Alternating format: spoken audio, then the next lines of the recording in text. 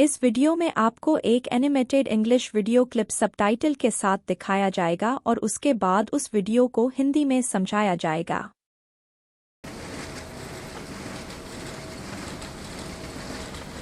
London is changing rapidly because of industrialization, and I am standing in front of a huge machine.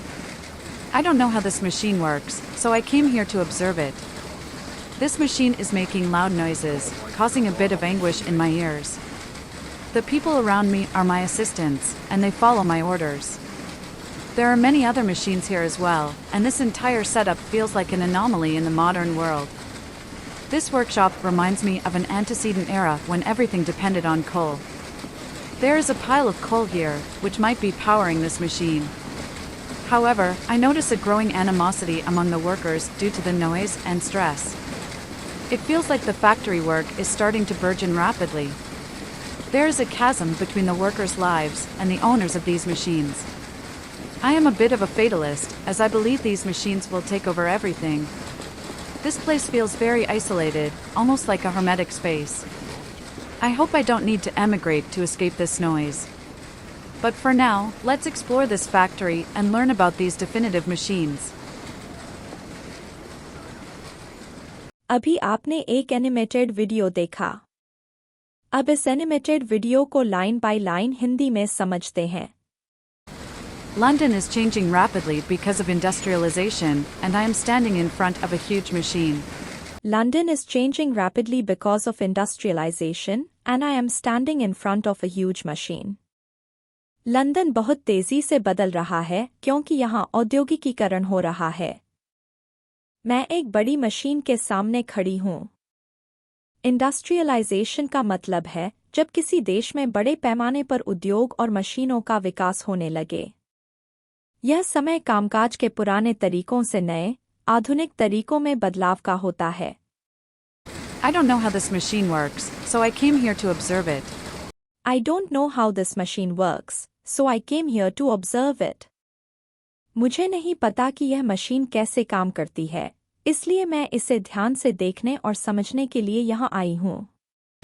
This machine is making loud noises, causing a bit of anguish in my ears.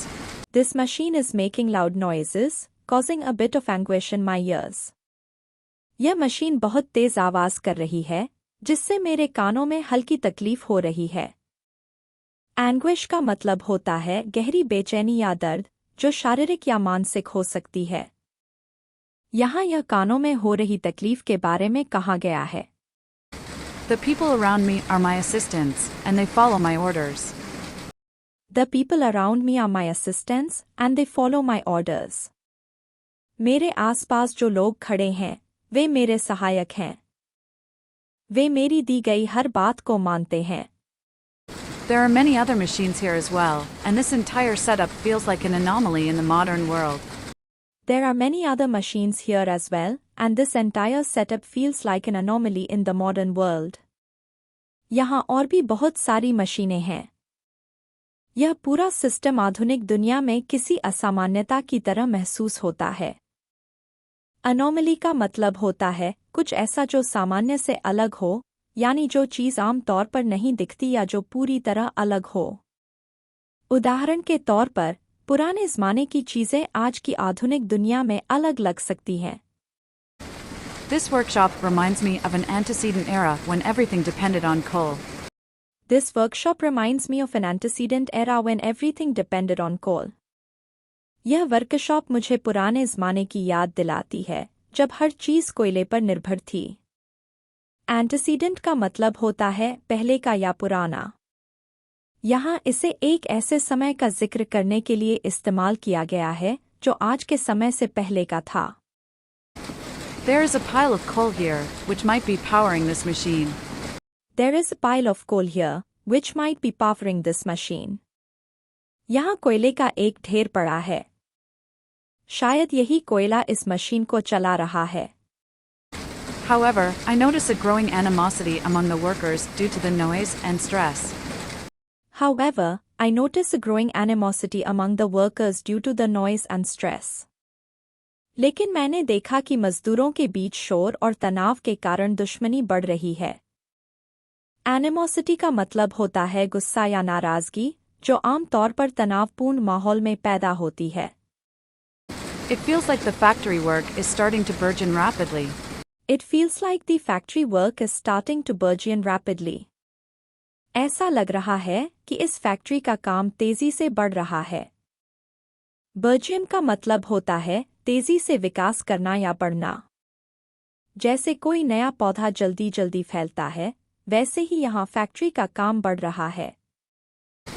There is a chasm between the workers' lives and the owners of these machines. There is a chasm between the workers' lives and the owners of these machines. मजदूरों की जिंदगी और इन मशीनों के मालिकों के बीच एक बहुत बड़ा अंतर है। chasm का मतलब होता है गहरी खाई या बहुत बड़ा फर्का।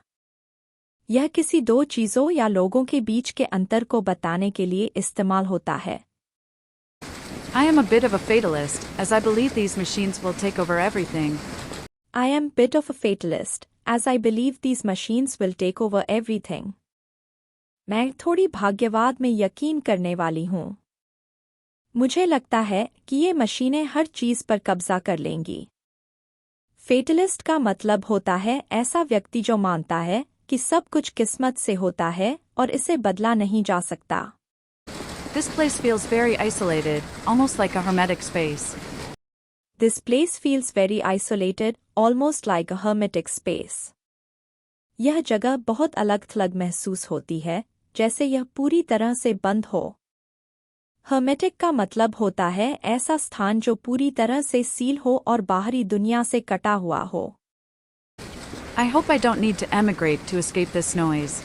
I hope I don't need to emigrate to escape this noise. मुझे उम्मीद है कि इस शोर से बचने के लिए मुझे कहीं और जाने की ज़रूरत नहीं पड़ेगी। एमिग्रेट का मतलब होता है अपने देश या स्थान को छोड़कर किसी दूसरे देश या जगह में बसना। But for now, let's explore this factory and learn about these definitive machines. But for now, let's explore this factory and learn about these definitive machines.